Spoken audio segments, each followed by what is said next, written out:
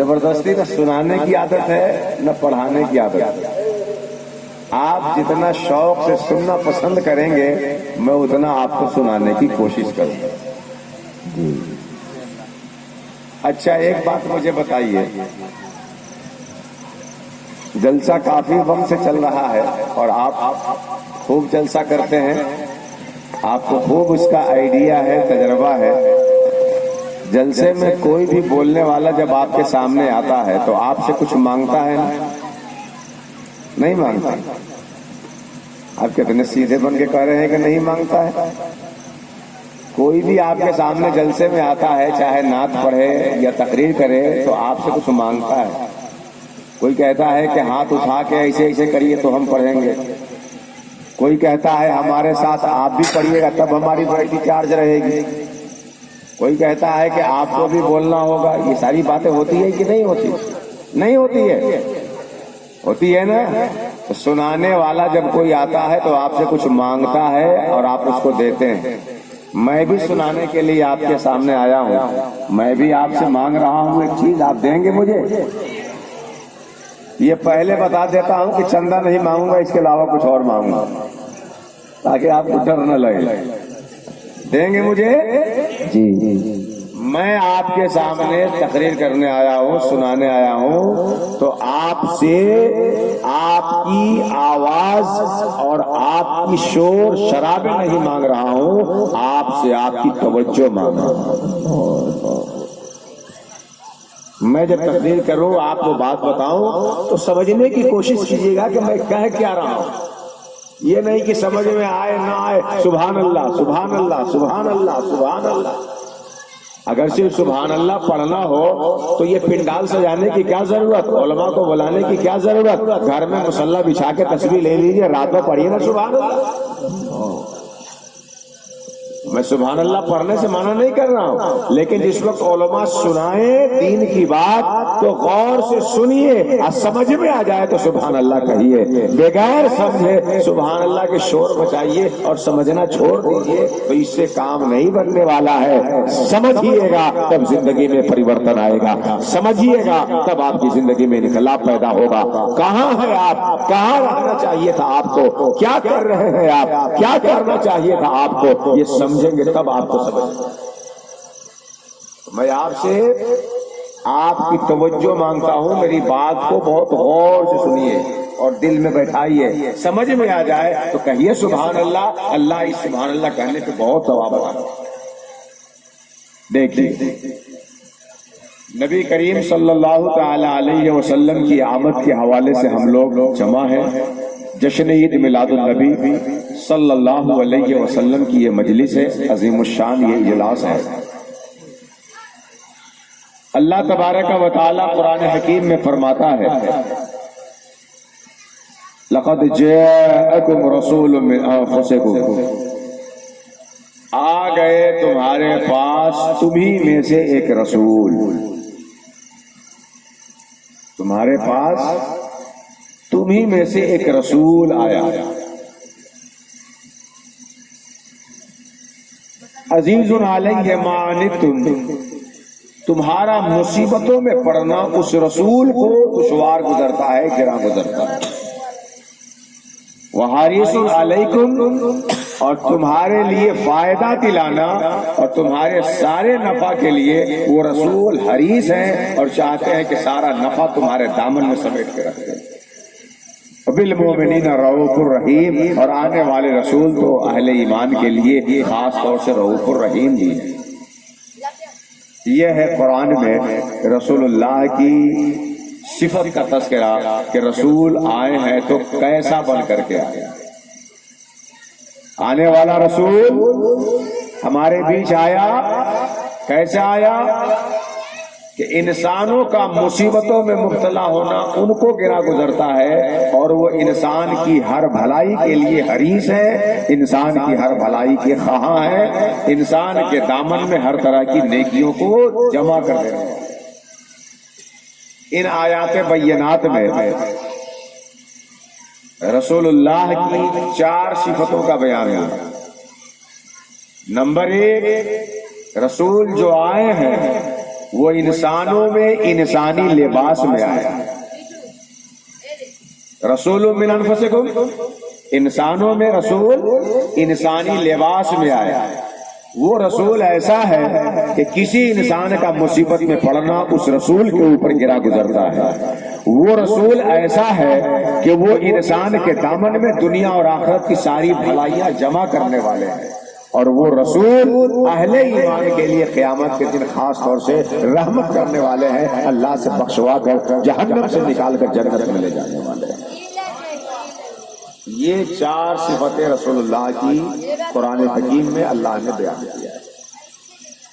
سب سے پہلی صفت کہ آنے والا رسول انسانوں کے بیچ انسانی لباس میں آیا، یعنی انسانوں میں اللہ نے انسان کو رسول بنا کے دیا.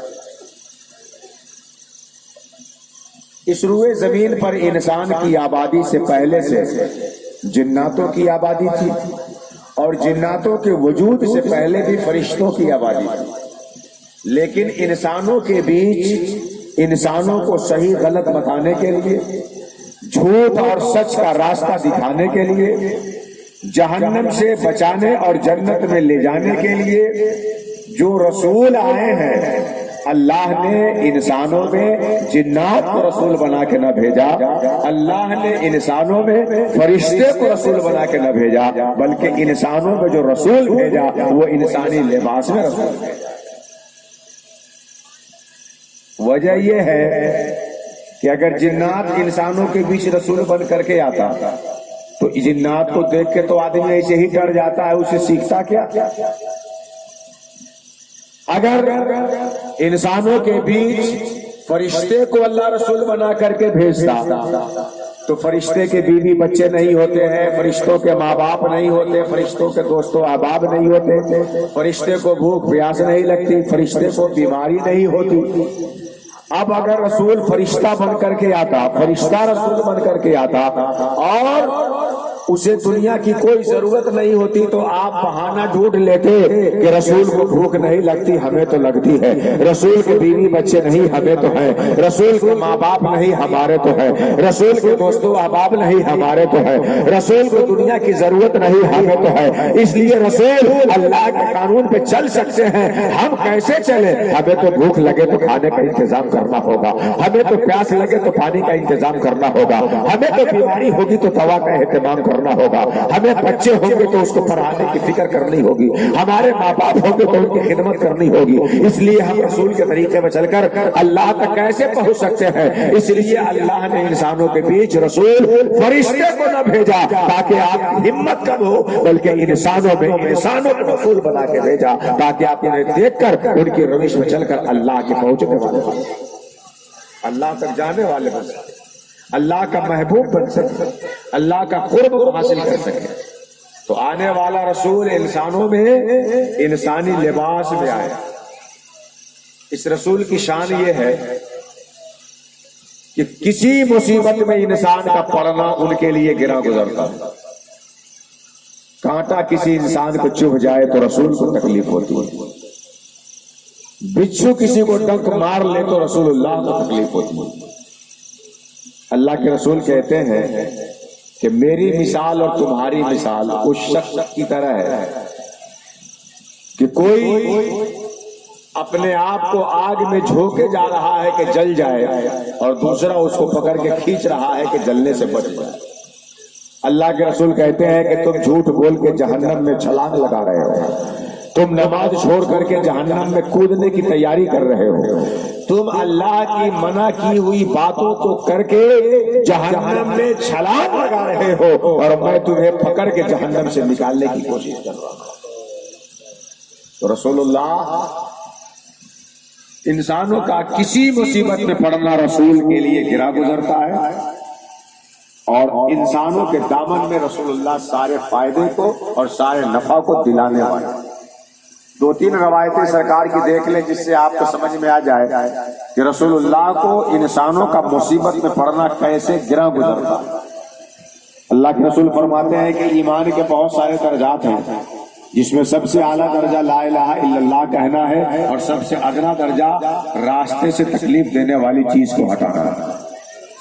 رسول اللہ راستے سے تکلیف دینے والی چیز کو ہٹانا ایمان کا حصہ بتا رہے ہیں۔ آپ راستے سے جا رہے تھے، راستے پہ کانٹا دیکھا آپ نے، آپ دیکھ لیے، نظر پڑ گئی، آپ تو بچ کے چل جائیں گے، بعد میں آنے والے کی نظر نہ پڑے اس کو کانٹا چبھ جائے گا، کانٹا آنے والے انسان کو چبھے گا، تکلیف رسول اللہ کو ہوگی۔ سرکار فرماتے ہیں کہ تمہاری نظر پڑ گئی تو کانٹا ہٹا دو، پتھر ہٹا دو، کیونکہ کانٹا ہٹا دو گے، پتھر ہٹا دو گے تو انسانیت مصیبت سے بچ جائے گی۔ آنے والا رسول انسانوں کو مصیبت سے بچانے والا۔ اللہ کے رسول فرماتے ہیں کہ اگر میری امت پہ شاخ نہ گزرتا تو میں ہر نماز کے وقت مسواک کرنے کا حکم دیتا، لیکن یہ میری امت کے لیے گرا گزرے گی تو ہر وقت مسواک کرنے کا حکم میں نہیں دے سکتا۔ سرکار رمضان کی تاریخ میں، رمضان کے مہینے میں تراویح کی نماز اکیلے پڑھتے ہیں۔ صحابہ جب دیکھتے ہیں کہ سرکار نماز پڑھ رہے ہیں تو سرکار کے پیچھے پڑھنے لگے۔ اگلے دن اور لوگ آ گئے، تیسرے دن بہت سے صحابہ جمع ہو گئے سرکار کے ساتھ نماز پڑھنے کے لیے۔ اس دن سرکار اپنے حجرے سے مسجد میں آئے ہی نہیں، اور صبح بتاتے ہیں صحابہ سے کہ میں دیکھ رہا تھا کہ تم لوگ میرا انتظار کر رہے ہو، جان بوجھ کے اس لیے نہیں آیا کہ میں اگر ڈیلی آؤں اور تم پڑھنے لگو تو کہیں اللہ تم پہ ضروری اور فرض کر دے اور تم کر نہ سکو تو مشقت میں مبتلا ہو جاؤ گے، اور میں مشقت میں مبتلا کرنا پسند نہیں کرتا۔ اللہ کے رسول صلی اللہ تعالی علیہ وسلم نے جب حج کا حکم صحابہ سے بتایا تو صحابہ میں سے کسی نے کہا یا رسول اللہ یہ اس سال ہے کہ ہر سال ہمیں کرنا ہے؟ سرکار نے فرمایا کہ اگر میں ہاں کہا دوں ہر سال تو تم پہ فرض ہو جائے گا اور کر نہ پاؤ گے، تم مشقت میں مبتلا ہو جاؤ گے، اس لیے میں ہر سال کرنے کا حکم نہیں دے سکتا۔ اللہ کے رسول کہتے ہیں جب تم کپڑا پہنو تو اپنے کپڑے کو پہننے سے پہلے جھاڑ لو، ہو سکتا ہے اس میں کوئی بچھو اور زہریلا کیڑا گھسا ہو، آپ پہن لے اور وہ آپ کو ڈس لے، ڈسے گا آپ کو مگر تکلیف رسول اللہ کو ہو۔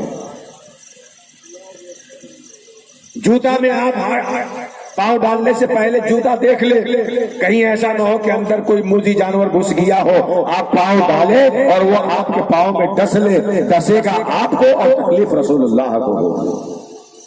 آنے والے رسول ایسے ہیں کہ انسانوں کا کسی مصیبت میں مبتلا ہونا انہیں گوارا نہیں ہوتا، ان کو بہت تکلیف گزرتی ہے، پہلی چیز۔ اور دوسری چیز قرآن نے بیان کی کہ وہ تمہارے سارے بھلائیوں کے حریث ہیں۔ رسول اللہ ہمارے لیے اس دنیا کی نعمت بھی دلانے والے ہیں، قبر کا آرام بھی دلانے والے ہیں، اور قیامت کے دن شفاعت بھی دلانے والے ہیں۔ سرکار یہاں سے لے کر کے وہاں تک ساری نعمتوں کو دلانے والے ہیں اور ساری مصیبتوں سے بچانے والے ہیں۔ یہ ہے رسول اللہ کی شان۔ قرآن کو سمجھیے اور جس رسول کی یاد منا رہے ہیں ان کی شان سمجھیے، پھر اس رسول سے ہمارا رشتہ کیسا ہونا چاہیے اس حقیقت کو سمجھنے کی کوشش کیجیے۔ آنے والے رسول انسانوں کو ساری مصیبت سے بچانے والے اور سارے فائدے انسان کو دلانے والے۔ اچھا ایک بات مجھے بتائیے کہ آپ کسی کو اچھا سمجھیں کہ وہ آپ کو کوئی فائدہ دلا دے گا یا آپ کو کسی مصیبت سے بچا دے گا، تو وہ آپ کا سمجھنا کبھی کبھی الٹا بھی ہو جاتا ہے۔ جس پہ آپ بڑا بھروسہ کیے تھے کہ وہ ہمارا کام کر دے گا اور وہی پتے ہوا دینے لگتے ہیں کام کرنے تو وہی دھوکہ دے دیتا ہے۔ ایسا ہوتا ہے کہ نہیں ہوتا؟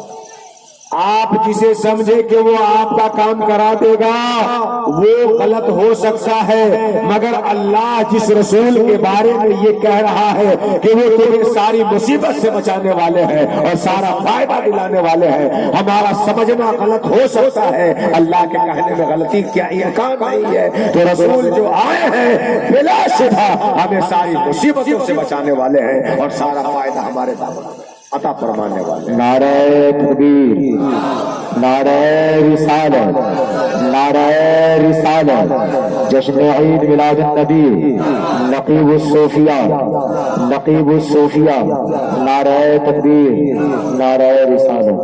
محمد رسول اللہ پوری انسانیت کو ساری مصیبتوں سے بچانے والے ہیں اور سارے فائدے کو انسان کے دامن میں لانے والے ہیں۔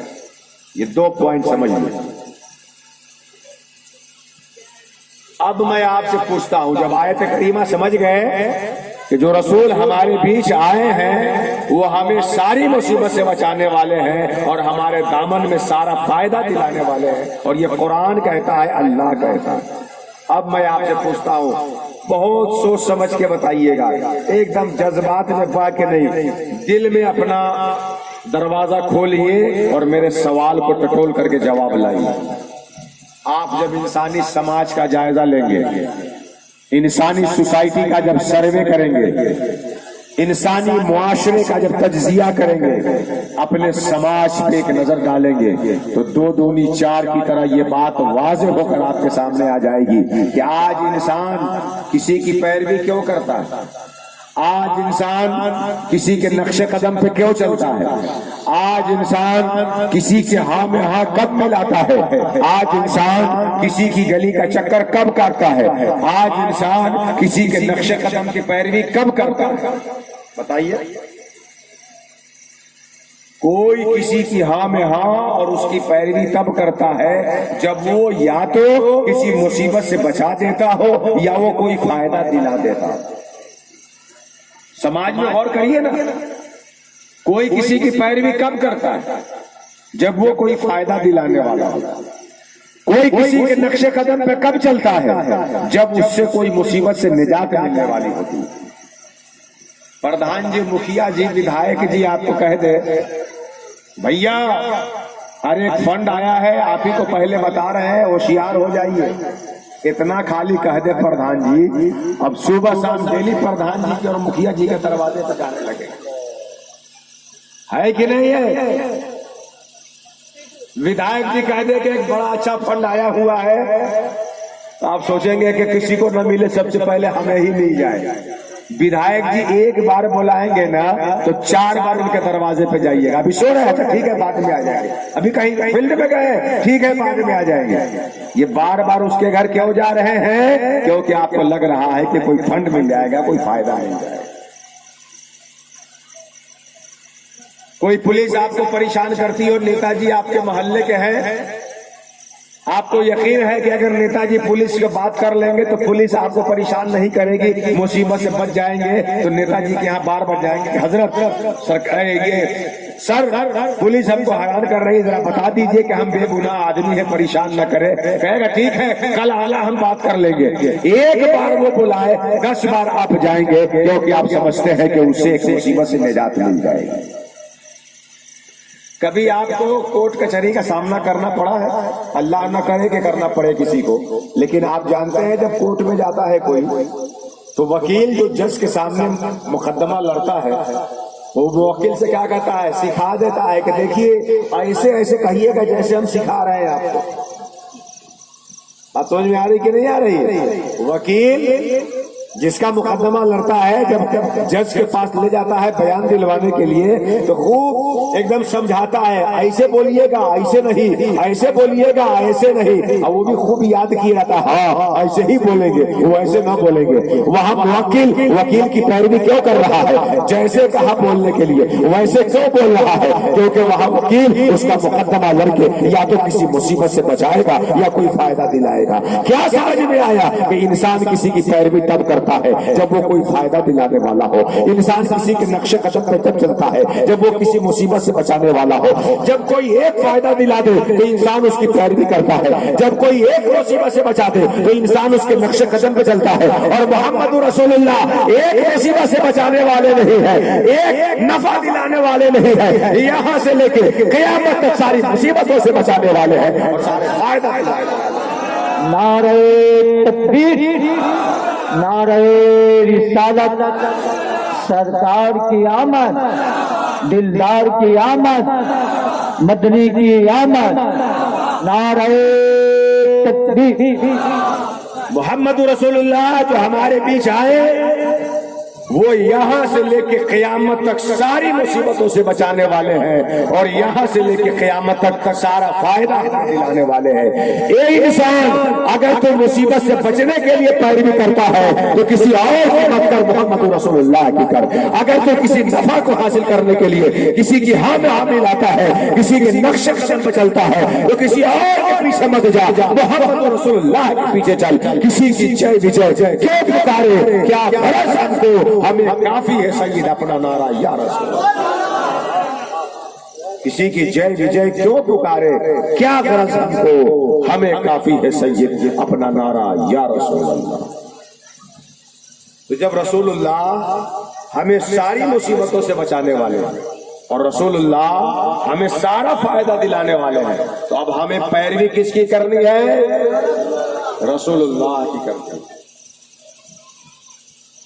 اب ایک سوال کا جواب سنیے۔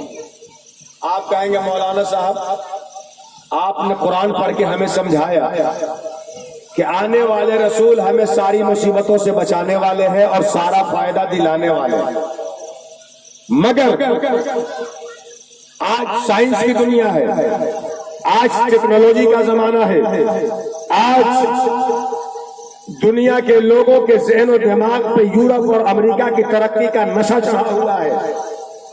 مولانا صاحب یہ آج سائنس کے زمانے میں جب لوگ چاند پہ جا کر نئی زمین اور نئی آبادی بسانے کی فکر میں لگے ہیں، آپ 1400 سال پہلے کی بات رسول اللہ پہ آپ کو اتری ہے، آج سکھا کر کامیابی کیسے دیں گے انسانوں کو؟ میں کہنا چاہتا ہوں سنو اے انسانوں، آپ رسول اللہ سے قریب ہو جائیں، رسول اللہ آپ کو اللہ سے قریب کر دیں گے، اور جس کا رب ہو جاتا ہے اس کا سب۔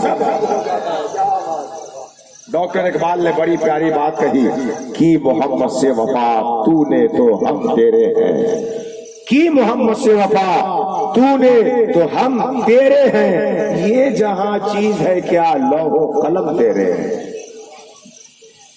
آپ جب رسول اللہ کی پیروی کریں گے تو اللہ آپ کا ہو جائے گا، آپ اللہ کے ہو جائے گا، اور جس کا اللہ ہو جائے گا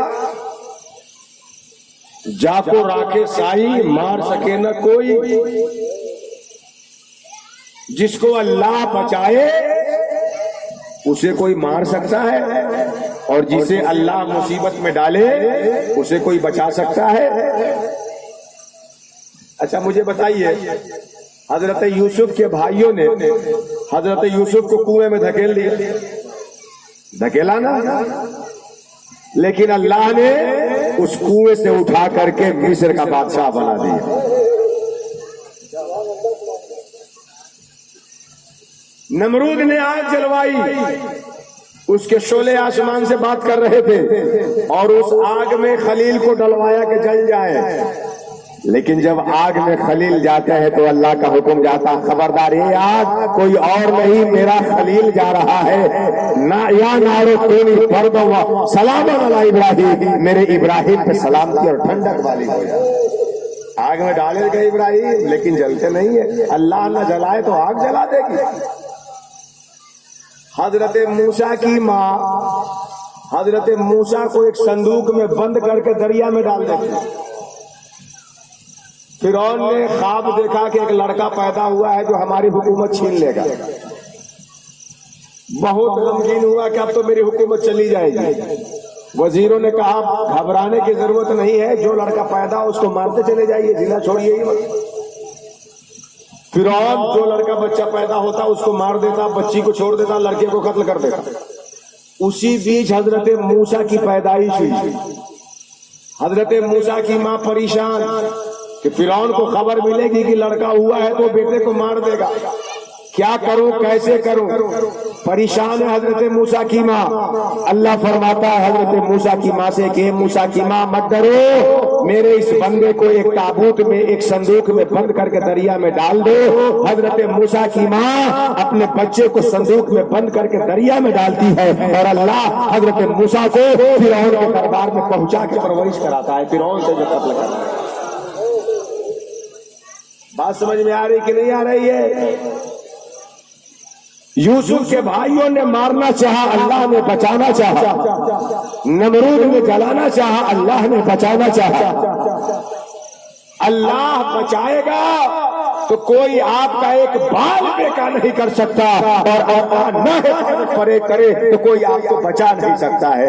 رسول اللہ ساری مصیبتوں سے بچانے کے لیے اور سارا فائدہ دلانے کے لیے آئے ہیں۔ رسول اللہ کے دامن سے جڑ جائیے، ساری مصیبتوں سے نجات ملے گی اور سارے فائدے آپ کے دامن میں آ جائیں۔ سرکار سے جڑ جائیے۔ میرا نبی، یہ آج سائنس کا زمانہ، ٹیکنالوجی کا زمانہ، لوگ کہتے ہیں کہ بٹن دبا دو تو فلاں ملک سے فلاں ملک تباہ ہو جائے گا۔ اتنا پاور سائنس میں ہے، اتنا پاور ٹیکنالوجی میں ہے۔ میں کہتا ہوں یہ سائنس اور ٹیکنالوجی کے پاور کا خطبہ پڑھنے والے ذرا رسول اللہ کے قدموں کے خاک کا پاور دیکھ لیتے تو سائنس کا پاور بھول جاتے ہیں۔ سائنس والے آج بہت ترقی کر کے یہ بنا لیے کہ بٹن دبائیں یہاں تو جو ان کا ٹارگٹ ہوگا وہاں جا کے بم گرے گا، لیکن سائنس والوں کے پاس اب بھی یہ طاقت نہیں ہے کہ بٹن دبا دینے کے بعد جب یہاں سے چلا جائے تو پھر اس کو واپس منگا لے۔ بات سمجھ میں آ رہی کہ نہیں آ رہی؟ بٹن دبائیں گے جس کو ٹارگٹ کر کے تو وہاں جائے گا، یہ تو ہے۔